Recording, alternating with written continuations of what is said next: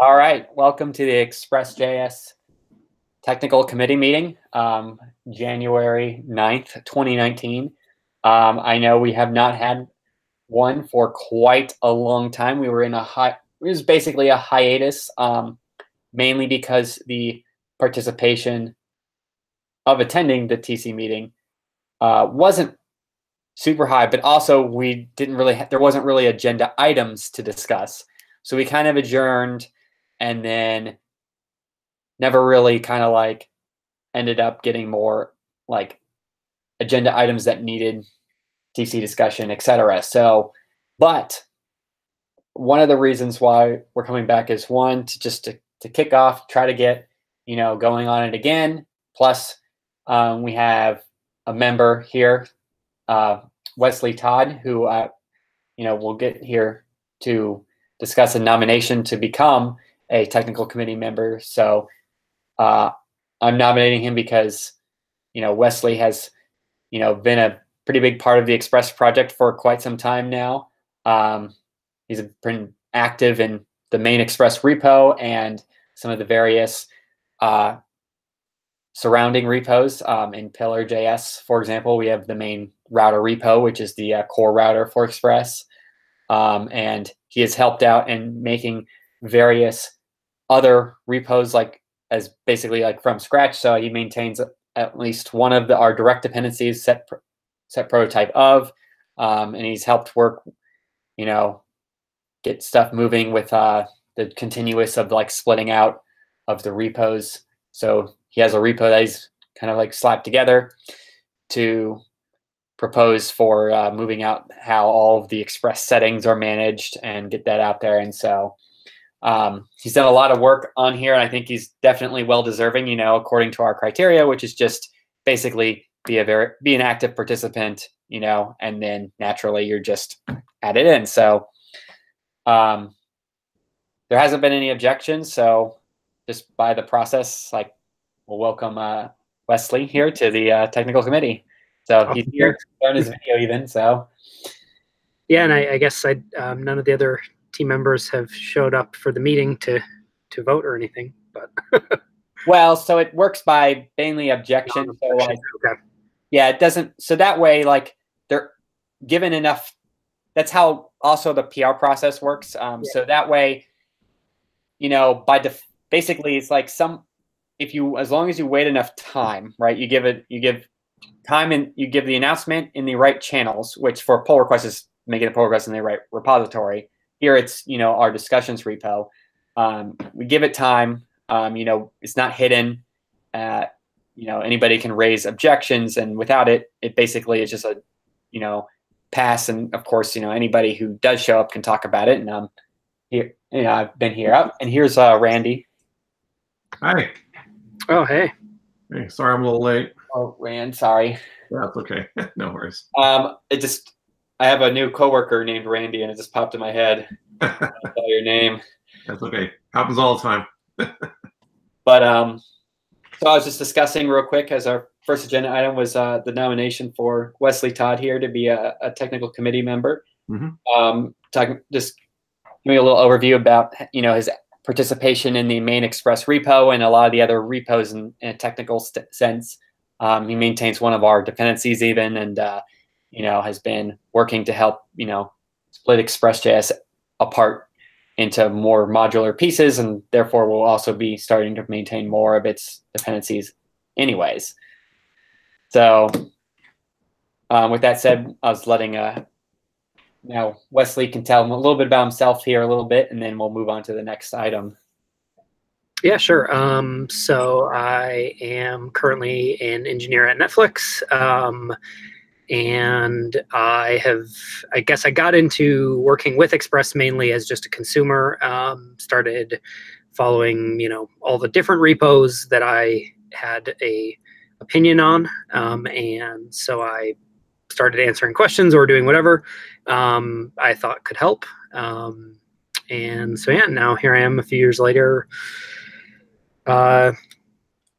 hopefully getting, like Doug said, maintaining at least one direct dependency, and then hopefully we'll be, continuing to actively contribute code, but also I think one of the things that I care about is figuring out the long-term maintenance. So to that note, I am working on the Node core working group for package maintenance, and trying to get their initiatives together.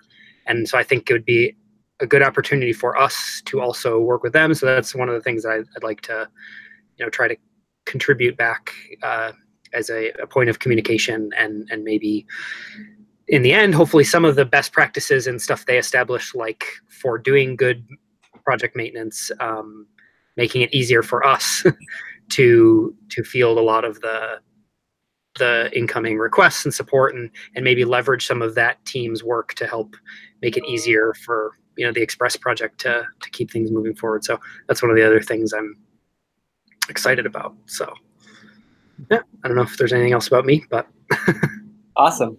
Yeah. Cool. And we're certainly welcome to have you.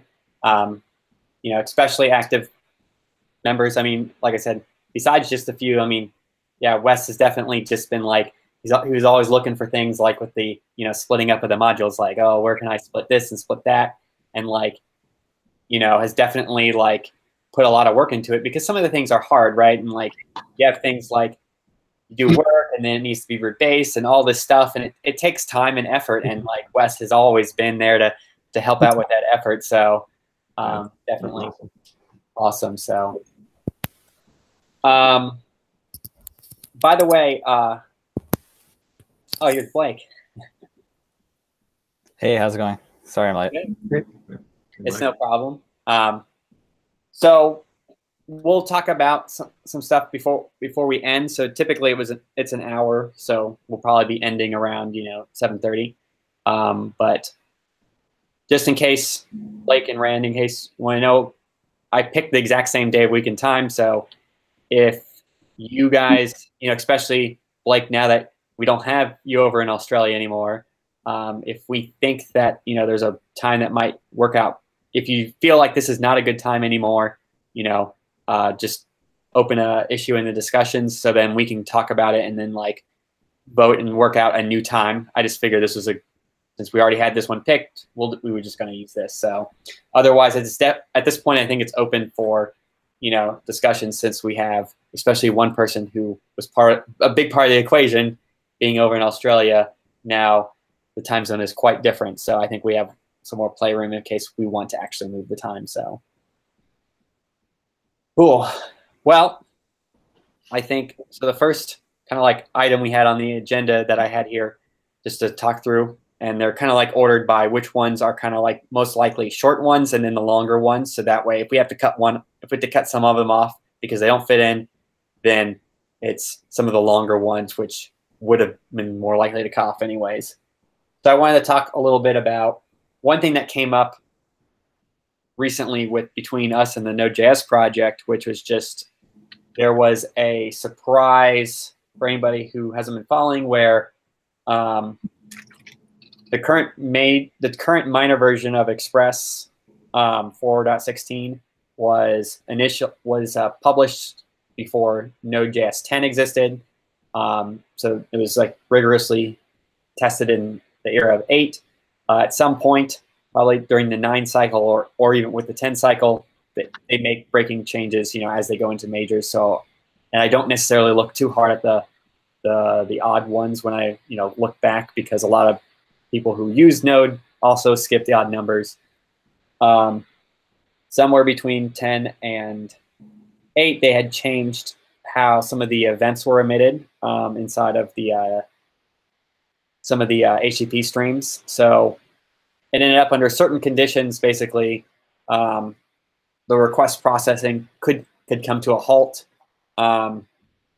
It was always in an error condition anyways, so the request would have errored out. It basically would now wait until a timeout to actually error out, versus like erroring out as soon as the error actually occurred.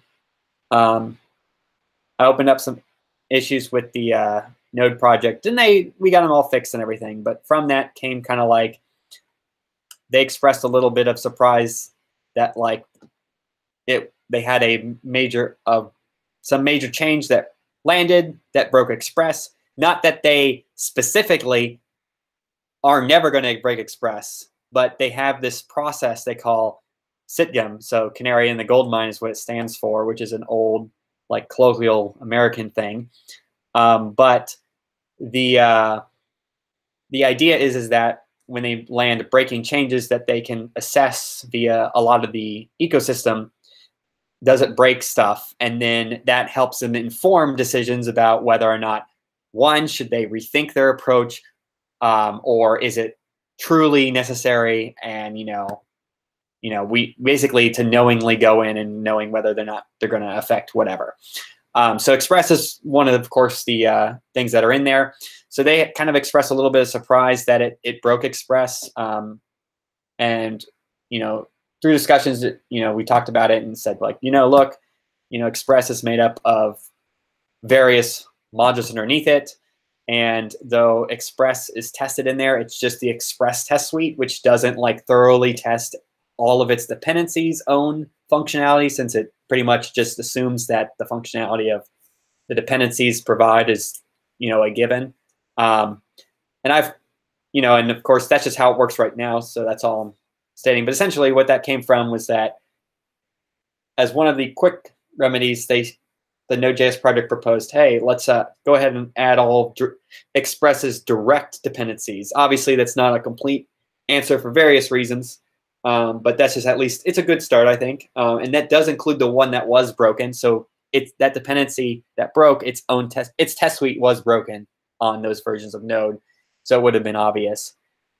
But what they did was they ran all of them through SITGM, and most of them all passed. A couple of them did not pass.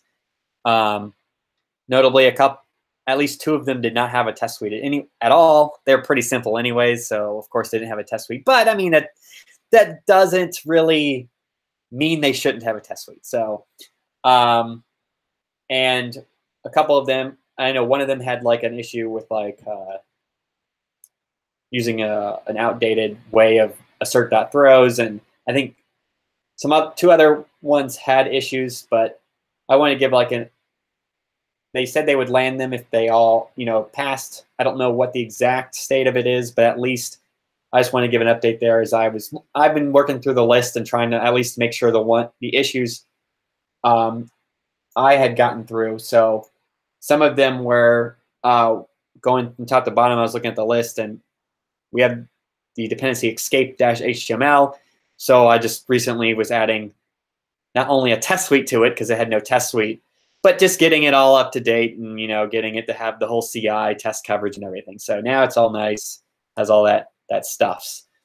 Merge descriptors was the next one on the list, which used like an old version of serve.throws that actually was already fixed, which brings up an interesting thing. So the way SITGM works is that they don't just pull down the master version of your code and then run the test, because if that did pass, they wouldn't know if it would actually break, since that's not what's actually published. So they specifically test the version that's published to NPM. So that does bring up, like, both these modules do need to have a new version published to NPM. These aren't part of Express at all anyways. I'm just bringing them up because I do have a hand in them. And we'll get to some of the ones in a moment that are more part of Express. But yeah, we'll have to figure out. Usually I just follow the same thing how Express works, is that we typically don't publish new versions of the module unless there's actually something changed. So if it's like README only or some other random crap, we don't publish the version. That way people don't have to like figure out what actually changed. Oh, I spent this time figuring out that nothing actually changed. But we might have to do that in this case, which is kind of lame, but I was looking through the module and I couldn't see anything that could possibly change. These are pretty low-level modules. They do what they do, and that's it. They're done. I think escape.html hasn't even changed since 2015, which sounds so long ago, I know, but it was published initially in 2013. I was just making the history file for it. But I mean, it just does the one things that it does. So the next one we had on the list was onFinished, which is the source of the original issue.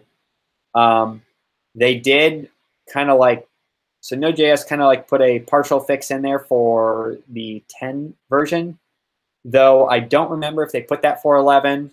When they ran this at least master, which was 11 at the time, it did not pass. I need to check. I was going to check that out later tonight, I was thinking. So otherwise, yeah. And then they saw that serve static wasn't passing. I'm not sure what was up with that.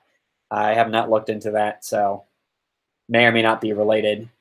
Under the hood, serve static depends on send, which does do something with unfinished, but I feel like that is not the reason based on the message, but I don't know. I have to look into it. And the other last one was set prototype of, which Wesley here is the maintainer of. That one just also had no test on it either. It had an open PR that added a test. I fixed up the test, and I think I actually published that a week or two ago. I just need to submit the PR that adds it to Canary in the Gold Mine. So, unless is that what their PR does? Is adds all of them? Yes, like they just issue. Their PR adds all of them. You might as well just ping on there to say, because that's what I was going to do for some of these, is say like, hey, I did it. So yep, I see you published on the 4th, because unfortunately, even when we had a test that obviously had nothing to do with the actual functionality, their Canary won't ever pick it up until it does. And, you know, some of these modules will never have a change anyway, so might as well, I guess, bump it. There are people who put a lot of weight into modules on when it was last published, mainly because it's hard to figure out if a module is quality or not. And that's one of the signals, whether or not it makes sense. It's an easy signal. And it makes sense for things, some really big, complicated things that probably are constantly churning. But some of these modules which do the thing they do, it's kind of like a nonsense signal. But, I mean, might as well kind of helps with that signal, too. They're more recently published, 2019. Yep. So that was kind of like all I just wanted to talk through that real quick, just because that one is a current issue, not like a future issue. So I just wanted to go through that there. Entailing on that, I'm not going to go into it right here, but there are some changes. Fundamentally, I'm probably going to have to make the unfinished that I was looking into to truly like fix some of that up to really like just operate differently. It will still have the same functionality, but just operate differently. You know, I don't even know if that even really needs to be a TC thing because it's going to be on that module, but just wanted to mention that. And not related to the Canary, but probably will have to be in like at least that itself would probably at least cause a minor version bump in Express, because it's all under the hood change, so it's not an actual API change you would really notice, but it is like, you know, always a risk when you change a bunch of behavior. So usually we just add those in mind. We just shove those in minors. All right, where's my agenda? So next on the agenda, I wanted to bring up as a quick one is something Wesley brought up was the we had someone ask us about, you know, documenting how we're doing, you know, about the process we went for standard JS style transformation, mainly because they wanted to use similar process for their own stuff and just wanted to kind of like have something to reference. So actually, it was Linus who originally brought it up. So I was actually hoping he would end up being on the call to talk a little bit about it. I think his point was that we don't have it documented officially, and because of that, not only do we have issues in PRs that we end up having to fix, all the other repos who follow the same pattern, whether they're non-Express like his example or Express related, could just link to one place if we did that. I think that is sort of his point. Yep. And so that's why on the agenda topic, I actually added like / documenting internal processes. So, you know, a lot of this is a natural, like, kind of like words on the tip of my tongue, but whatever it is, just, you know, is as you're growing, right? Like some of them, they're not documented only because, like, you know, it wasn't really very much people, so that was fine. But I think, like, especially as we're getting some more people involved here, I think you know, we have room to document stuff. You know, for example, even the way we did branching in Express wasn't documented for a long time, and actually is all documented now, so which is really nice. And I think that there's a lot to improve just in our own internal documenting. You know, at least for me, and you know, probably for a bunch of us, it's not necessarily the most glamorous, fun thing to document these internal processes. but like I'm trying to at least. I was just thinking about it today, and it's like I need to like tell myself, well, maybe like out of like any day where I go to like work on some stuff, maybe I'll just say one of those days and I'll be like, no, I'm actually just going to try to like just write some of this documentation down and put it somewhere. So we don't really have a good place for some of this internal docs per se, especially like overarching docs. So I don't know where is a good place to go. So we'll probably just put it in the main Express repo, and we can always move it somewhere later. But we have the same kind of like, there's a similar-ish vein that is not quite the same. So things like, you know, like in the main Express repo, we have all that, we have a bunch of stuff for contributing on there, right? But like a lot of these other modules, like even in Express.js, the middlewares, they don't have any of that. They don't have any wording about how to contribute, right? It's just an assumed thing. You know, as I brought up in a PR that I'm sure, Wesley, you're a little familiar with, for someone at a badge. Part of the thing is that I've learned a lot, you know, from just helping and responding to issues. And like, you know, I was actually really caught off guard when one time I told someone, oh yeah, just open a PR, and they're like, what does PR mean? Right? Like I just did not. I was like, oh, I guess that does make sense. I'm like, okay, yeah, it's a pull request, and I even sent them a link to like the GitHub little like thing about how to do the pull request. They have really good docs of just how to do the pull request flow. So like, you know, spending some time, like, you know, part of the package maintenance thing and other things like that is making things like more welcoming and things. And I think a lot of that is just, even though sometimes like to me it seems like trivial and obvious, but like a lot of people it's not. So I think that, you know, we have a lot of this documentation like contributing, we have security reporting and other things like that we, you know, need to like sit there and improve. And then we probably should think to ourselves, and, you know, we can open up discussion about it, you know, offline, then talk about it once we have some more things in another meeting. But like, how can we like sync this up between all our repos? You know what I mean? Versus like, do we have one that we like copy into every repo? Do we keep some central repo, and then those repos are just, you know, just have their docs but a link to there? And so, you know, but at some level we have to figure something out, rather than how it is today, where Express repo has some stuff and then none of the others. I've actually, a few times I've pointed people to the Express repo, particularly with the security one. And rightfully so, one person one time did say, well, how was I supposed to know I was supposed to use that one? And I'm like, you're right. You wouldn't know. And that's obviously not super fair. No, I didn't say they should have known. It's just, obviously they wouldn't have a way to know. Yeah, I think in my opinion, it would make the most sense to just put links in the READMEs of all the other repos to the existing documents, rather than trying to duplicate. Because as soon as you have duplicates, then you have the danger of things getting out of sync. You make changes in one place and not in another. So better to just consolidate it and then just say, you know, for guidelines for contributing, see here, and then, you know, boom, you're done. So then you only have to update it in the one place. And also, I don't know if you guys remember or if you're even aware, but we've sort of duplicated some of those contribution guidelines on the website. You know, so it's not ideal because of that potential for things getting out of sync, but because, you know, it's just a matter of copying one markdown file and then putting it, you know, on the website. So it just makes it a little bit more prominent for people who are just sort of, you know, they're just learning Express and they go, oh, well, that's cool. How do I get involved? And, you know, it's, at least it's there on the website. They don't have to necessarily, you know, dig around in the various markdown files.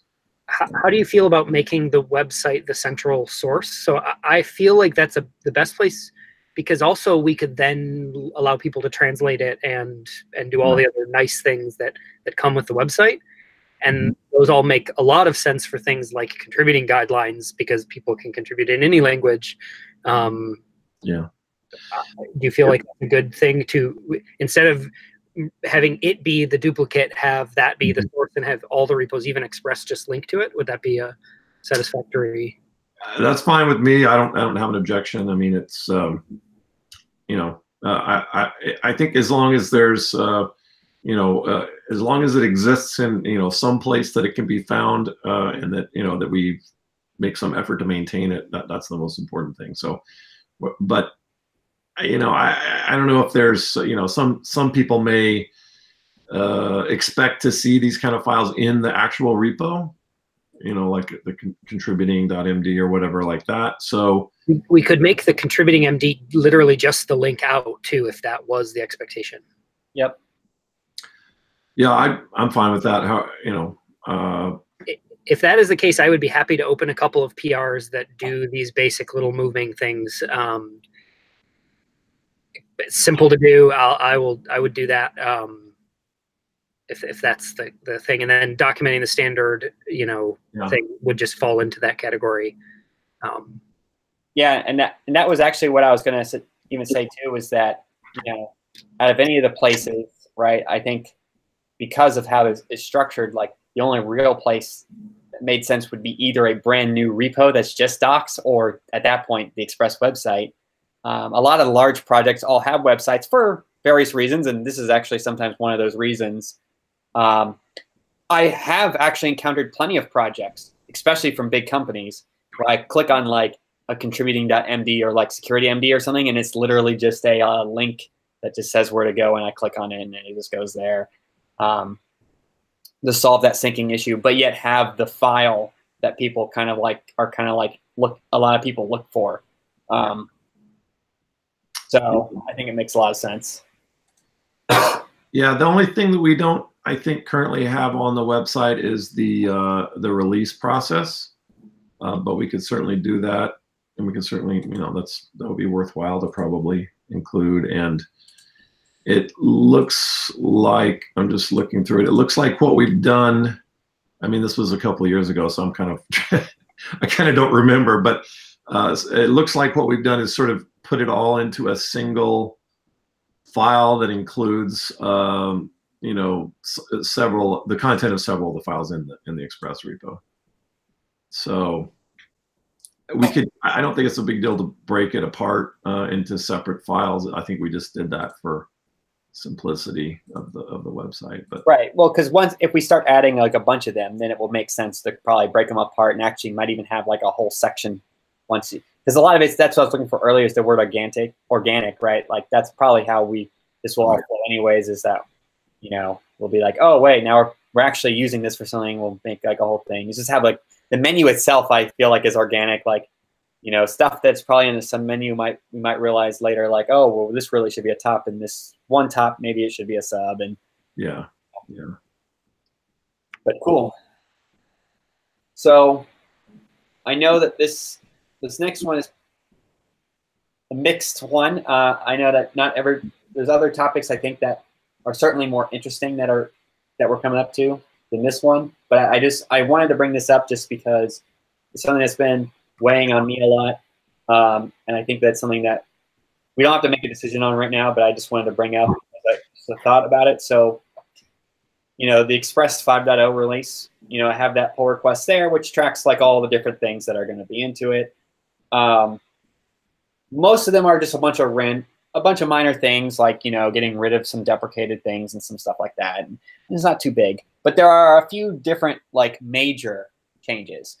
So one of them has basically been mostly completed, and I say mostly because it's kind of like Spirit is there right now, though it might not be the final thing for various reasons. But that's the having promise support in the routing engine that which by its own nature async functions, because all they really are is just a promise returning function. It's a little bit, so there's a little bit more to it than that, but that's its general sense.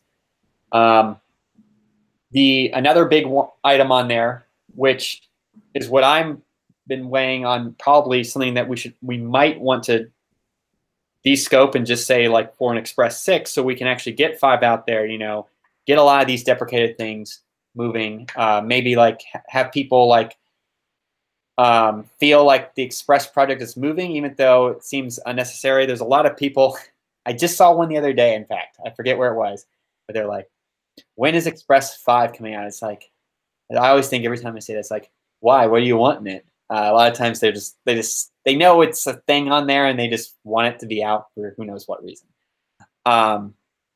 So I think that this would kind of like be a good thing for just that in its general sense. And so that's the HTTP2 support. So HTTP2 support means various different things. I spent a whole bunch of time, last year kind of like thinking a lot about it. I even replied to Anna, I'm not sure exactly how to pronounce her first name, but she's part of Express, Node.js core. She commented one of the 5.0 issues there, and I wrote out a whole long spiel. I'll try to link to that maybe in the description of this video too for anybody else. But there's like this whole spiel I put in there where basically, a lot of the people want the approach of just what does HTTP2 and Express look like? They just wanted to take. So I guess to preface that, like Node.js, just for the uninitiated, has almost like added HTTP2 support to core, which is amazing, awesome, because the only way just like to get a performant HTTP1, you really need it to be in like compiled code, so they have it in C. To get a performant HTTP2, it needs to be compiled code. So NGHTTP2 is the library they use. Is very well used. I did forget if that's C or C++. I believe it's C though. And they integrated that. It's always nice for it to be in core, even though it makes core physically larger as a binary. It's just nice because, the state of native add-ons in Node is still kind of annoying for Windows users especially. It's kind of annoying for other people for other reasons, but especially Windows users. So it's always nice to be able to not need them per se. So I think HTTP2 support added there was awesome. Though core kind of like added it in two flavors. What they have HTTP2 and HTTP2 compat mode. It's a little strange, but people kind of get confused by the compat mode. So specifically, compat mode is compat to the API of creating a server and just interacting a little bit with it. So it's not actually compatibility as in like you can pretend like it's an HTTP1 request, for example. It's still, you have to know it's HTTP2. It's just the API itself looks similar to the node, the HTTP1 node server API, and that's it basically. So a lot of people basically, a lot of the proposals for HTTP2 and Express was just to expose that. So right now in Express, basically, when you get a request and response object, it's literally like the node HTTP1 request and response. That's incoming message, specifically an outgoing response for those who are familiar with the class names. It's very thin essentially. So we don't, and then we just basically attach a bunch of methods onto them just for our sugar. But otherwise, all the original is left there. It's the original object, and you can do whatever stuff that you do with the original object.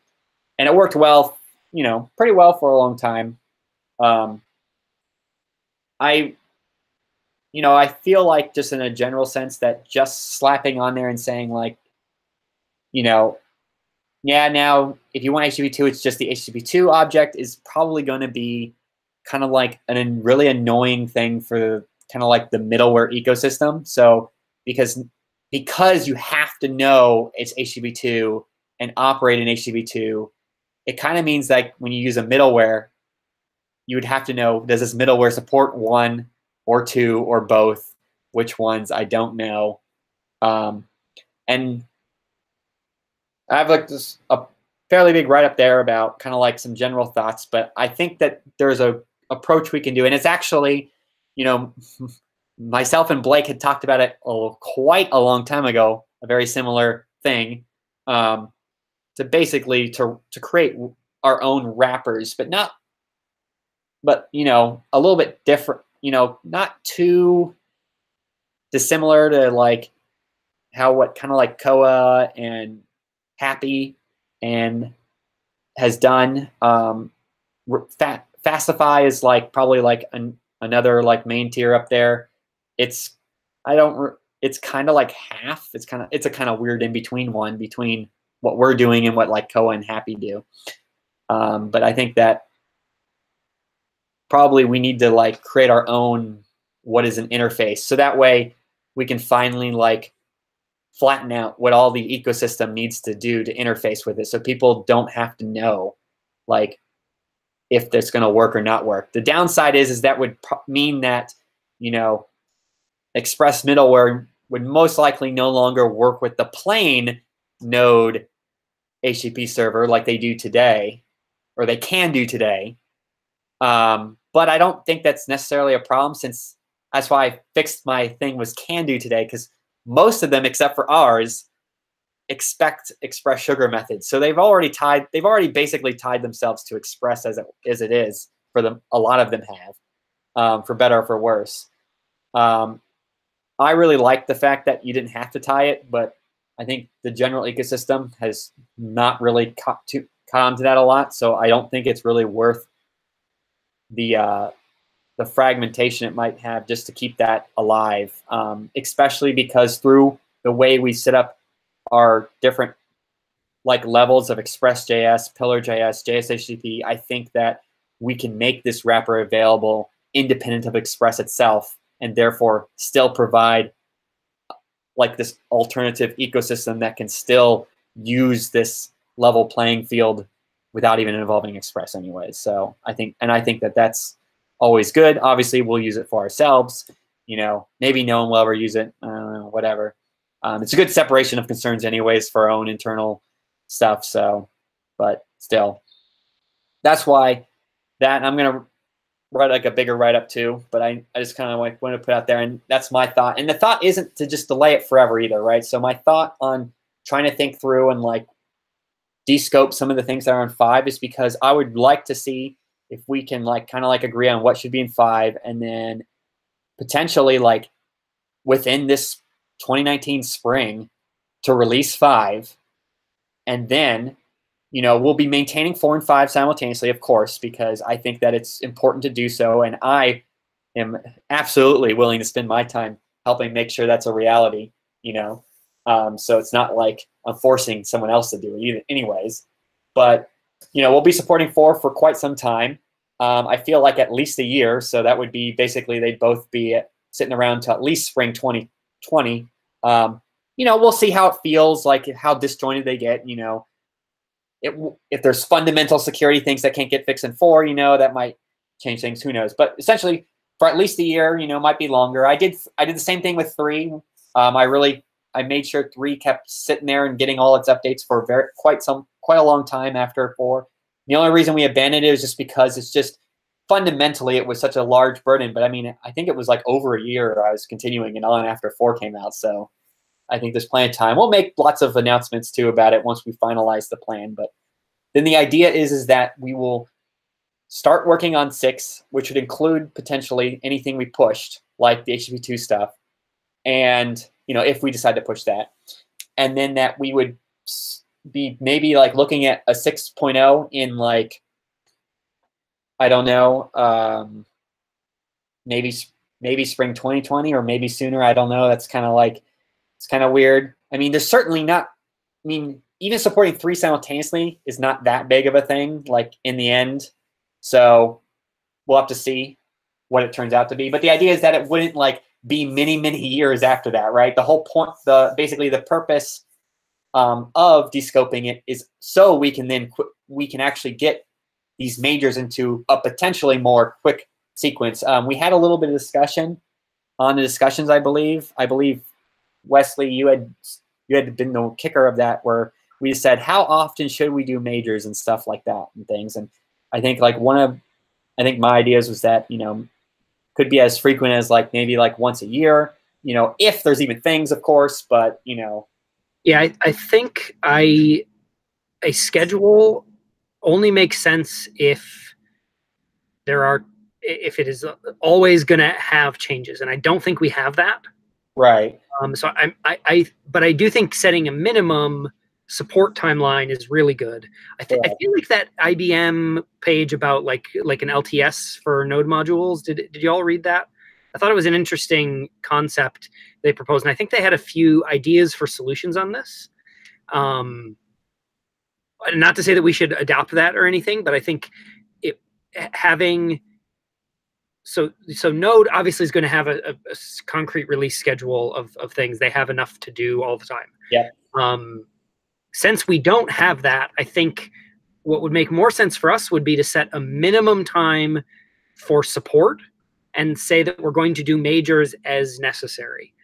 So the minimum time for support would be after the next major comes out, which I think saying a year is perfectly reasonable. And then saying, and that would implicitly say that we would try to not be maintaining 3 versions at once, although it might happen sometimes, because we would try to not release a major version more often than we drop release or support for a older major. But that's sort of up in the air. We could do that or not, and I think it would be fine either way. It just increases the burden if we have to backport it twice. Yeah, and the thing with, when we talk about releasing majors is that, I'm not implying that we're going to go look for things to be a major change in the first place. There are various things that might force our hand to be a major. Things like, Node keeps changing stuff. So Node could change something fundamental that we don't have a choice. We're going to have to change and react in some way that's going to force our hand to be a major change. Who knows what else might come, there's always like weird little things. We'll always find other things in our own API, things like one of our topics that will probably end up being moved anyways is the way the error handlers work and with the arity thing, right? Like, things like that were clearly in retrospect, probably, there's a better way to do this and that we need to get it better. And then, we don't want to support the old one for eternity because it's a cost to having that, and that really it's a worse pattern anyway. So we'll want to remove that, and so that's another thing that can trigger a major. Though of course it would just wait until for example, when we talk about like a year, like that could be one of those things where it's like, okay, well we know we deprecated this, it sucks, and we'll kind of like get a feel for like is it still like extremely heavy used, or is it like basically no one was really using it anyways? It's like, all right, now that year's reached and bam, we'll just release we'll release the version with it gone now. And then hopefully no one really care because one, ideally we've been deprecating things and trying to help out. The idea is that people shouldn't really care. You should be happy for things to get removed anyways. So, replaced with something equivalent or better.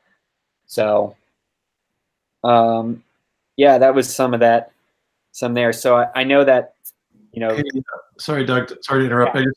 I'm looking at the what we have documented for the 5 alpha, and it seems it's super out of date, I think, at this point.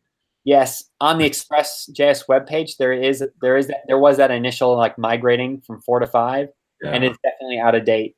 And all of that is all kinds of things that, as we're, just that's all part of like the 5 prep, right? That's why like sometimes people see that list and it's like, there's more than literally just fixing all the code, right? We got to like make all the docs, not only that migrating doc, but like at some point we need to like snapshot the 4.x documentation into 5, get all anything new added on there and updated and get all that ready to go. Yeah, there's going to be a lot of doc work, even though if I understand correctly, the change from 4 to 5 is not like a ginormous change, but I mean, there's a lot of. But just getting it all, audited and things. I figured that most likely that probably right now we have the current 5 published still says alpha on it. So I figured that we'll publish the beta. I was waiting just to figure out like what the scope was, because the idea is that alpha are things that we might take away things that are in alpha, but once we get the beta, it's basically ideally we should not be taking anything out at that point or making major changes. It should be good, but I mean there still might be minor things. And then we'll probably have an RC as well. And so probably once we get the beta, we'll probably start working on that doc stuff. And then of course we'll have it in RC. So that way, while it's in RC and people can play with that, that gives us time to finalize all the docs as well. Yeah. So that's what I figured the flow would be. Right. Yeah. I mean, it might be, in the meantime, it might be nice to at least bring up what we have to date, because I think what's in there was written as of like Alpha 2.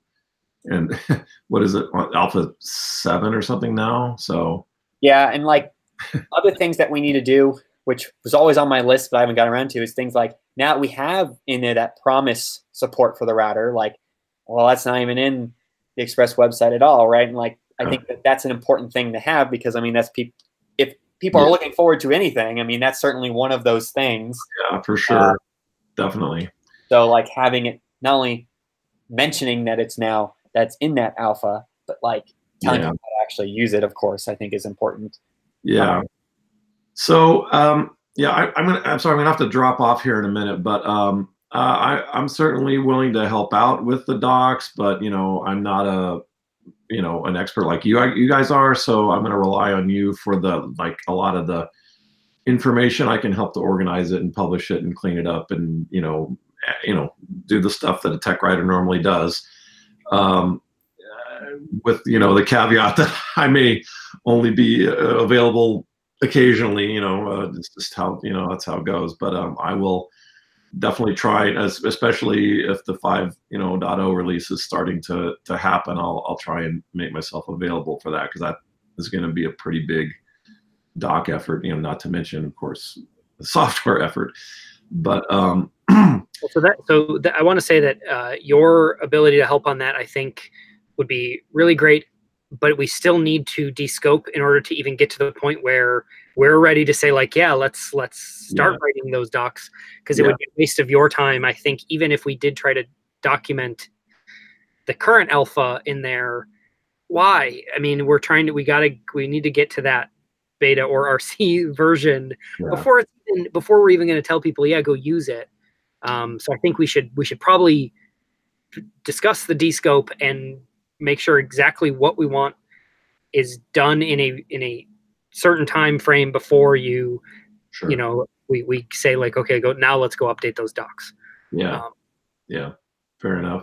Yep. And so I mean, one of my takeaways from this is I'm going to go through and like list the stuff in that we still kind of like had on the list for 5.0. I'm going to make a discussion, list the stuff that didn't be done, and say like, look, I feel like these should probably move and this should stay or whatever. And then we can all comment about what we think should go and stay and if that makes sense and whatever. And then and then probably might have a separate discussion, probably post that of like what's already done, but like what needs docs, and like that way we can get like a coordinating thing going on.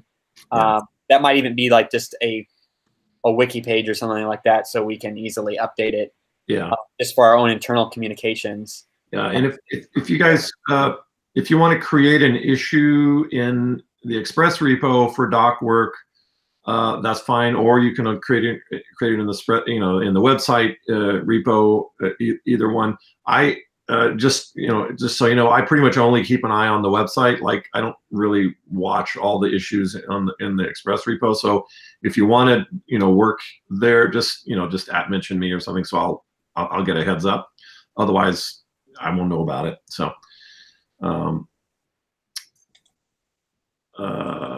Okay, I am going to have to drop here, but I was just going to ask you one quick thing about the website. On the home page, we still have that YouTube from like I think over 2 years ago at Node Interactive. Yeah, I think we can take it down if that's what you're going to say. That was what I was going to ask. If it seems like after a couple of years, maybe it's a little bit stale. So. Yeah, I'll open a PR for that, but it seems like it won't be too controversial. The only other thing I was going to mention is the website says 4.16.0, but we have there's more recent releases than that. So should we be linking to 4.16.4 on the homepage? So that's for the security update blurb. We should actually probably just remove that blurb now as well. So the idea was that the current version is up at the top, and then that blurb is usually the announcement, which there has been more recent versions, but 4.16.0 had security updates into it. The others didn't. Yeah, that's right. Sorry, I forgot about that. That was. But I think that it's been long enough. I think we can probably just remove it. Okay. Because otherwise, a perpetual announcement is hard to know when there's a new announcement. Yeah, that's exactly. I agree. Okay, so I'll just I'll open a little PR to just pull those two things off the homepage. Sweet. So, okay, I have to drop, but thanks a lot, guys, and yeah, I'll see you next time, I guess. Yeah. All right, take care. All right. So I know we still have a bunch of items on the agenda. And we're starting to get to our hour point. And before we reach that, I just wanted to probably say, like, especially like how far we get to, which I knew we weren't going to get all the way through either, that probably, you know, I feel like it's probably agreeable that we'll just probably I'll schedule the next one for 2 weeks from now. So it's like how the normal full schedule was before, which is every other week.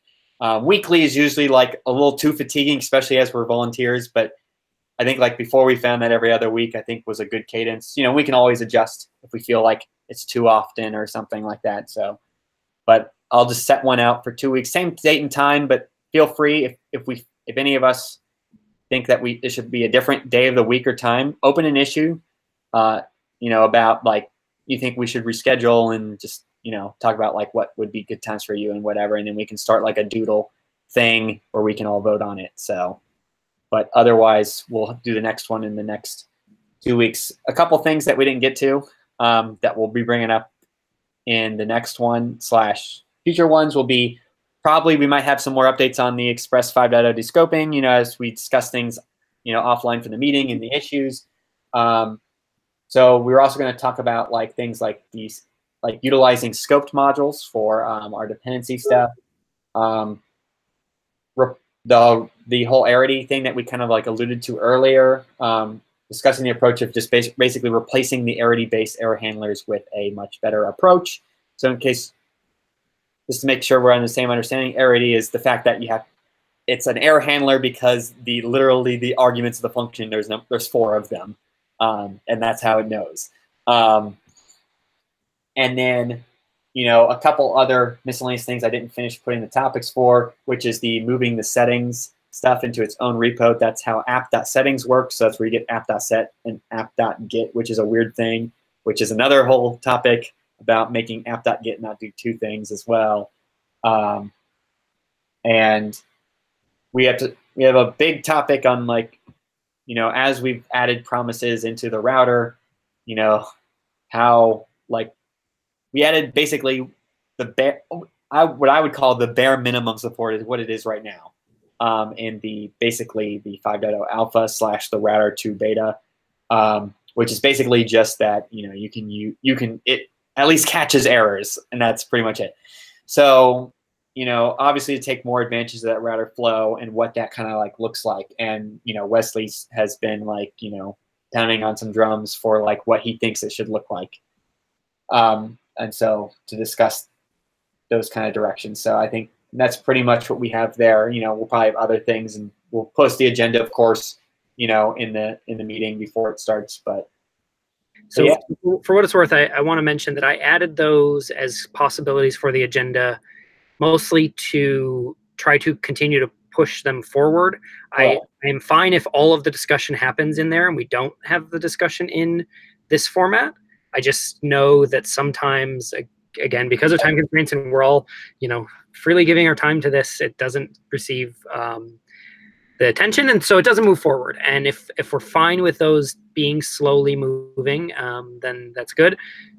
Keep it up. We'll but I sometimes want to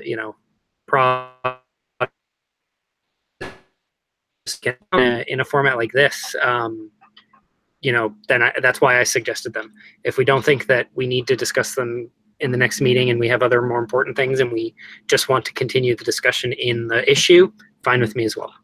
Yep. So I feel like, there's a lot of things that you can use agenda items for. And I think that, it's a big part of it is just what needs attention. And I think like, a kick in the pants on the discussion is a reason to at least discuss it, even if we don't finish discussing it or whatever. And of course, just like all of these, no matter what they are, like we can always discuss it offline in an issue. Nothing has to wait. But of course, doing it in here, just like what you're alluding to, and I've seen it many times just in life. It's like it's a good kick in the pants on the discussion, you know, when we're just sitting here and discussing it. And of course, it gives things for, you know, a lot of our community, especially people who view this, because, you know, the old videos had, you know, not too many watches, but it was in the double digits. It was almost 100 views on these videos, which, you know, are who knows how long of people droning on. So people definitely at least watch them, right? So I think that, you know, and talking about this gives people like a good point to kind of like what they could think of, and they might say, oh, I might have an opinion on that, and can you know, lend their thoughts on it too, or like, yeah, for sure. You know, so I think that's another good reason, is these are kind of like things that have bubbled up this far, you know, are good basically points to help people like see like, well, what kind of things might I, you know, get started and maybe give opinions on, help, you know, because a big part of Express is, you know, listening to the community as well. So I always value what people say in the community, and that's one of the reasons why I spend so much time helping people, not necessarily because I feel obligated or anything, but just because, like, you know, through the process of, you know, looking through these issues and responding to people and stuff, you know, it helps, you know, me understand it. And that's why, like, generally I only work on stuff I use myself, like Express. And if I'm maintaining something I don't use myself, I just feel like I just always end up out of touch with the people who do actually use it, and therefore there's not really a point. Let someone who actively uses it maintain it. You know what I mean? Yep, I'm very same way. All right. Well, any other like just final like topics that we need to bring up before we go out? Otherwise, the next one is scheduled for the Macintosh does not have like a great calendar spot, so I got to use the Windows to just see it 23rd. Yeah. Yep. All righty. I got nothing. Well, this is the end of the stream, folks. You know, look forward to our next scheduled one at January 23rd. Awesome. Thanks, Doug. Yep. Yeah, thanks. Okay, bye.